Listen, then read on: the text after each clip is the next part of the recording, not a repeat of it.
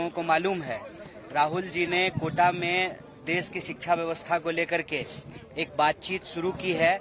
वो बातचीत वो एक मुहिम का रूप ले चुका है और जो इस देश के विद्यार्थियों की आवाज है वो आवाज गूंज बनती जा रही है।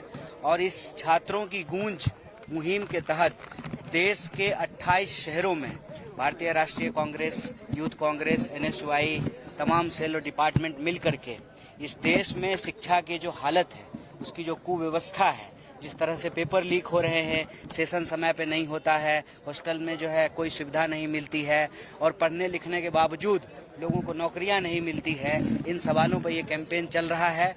इस कैंपेन के माध्यम से जो विद्यार्थियों का दर्द है, उस दर्द को हम लोग सुन रहे हैं, नेता प्रतिपक्ष तक पहुंचा रहे हैं। और नेता प्रतिपक्ष का जो संकल्प है इस देश की शिक्षा व्यवस्था को बदलने का, क्योंकि इस देश की शिक्षा व्यवस्था आईसीयू में चली गई है, उस कैंपेन के तहत आज रांची में जो यहाँ के विद्यार्थी हैं, नौजवान हैं, उनके बीच में मैराथन का आयोजन किया गया था।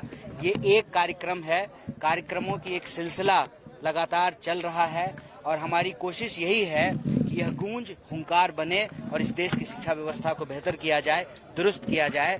और इस छात्र की गूंज कैंपेन के 3 प्रमुख डिमांड हैं। पहला कि इस देश के जो शिक्षा मंत्री हैं, पेपर लीक माफिया से उनके क्या संबंध है, उसका जांच कराया जाए और धर्मेंद्र प्रधान का इस्तीफा हो।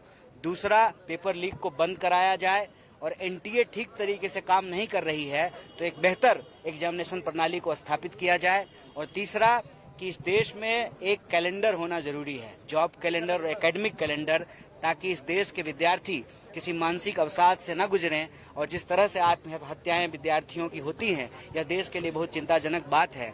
इस देश में हर दिन 25 स्कूल बंद होते हैं और लगभग 24 विद्यार्थी आत्महत्या करते हैं। तो ये किसी भी देश के लिए एक दुखद प्रश्न है। इस स्थिति से निकालने के लिए यह छात्रों की गूंज मुहिम चल रही है। आज रांची में मैराथन किया गया है। इस तरह के कार्यक्रम आपको आने वाले दिन में पूरे प्रदेश में देखने को मिलेगा और यही सब बात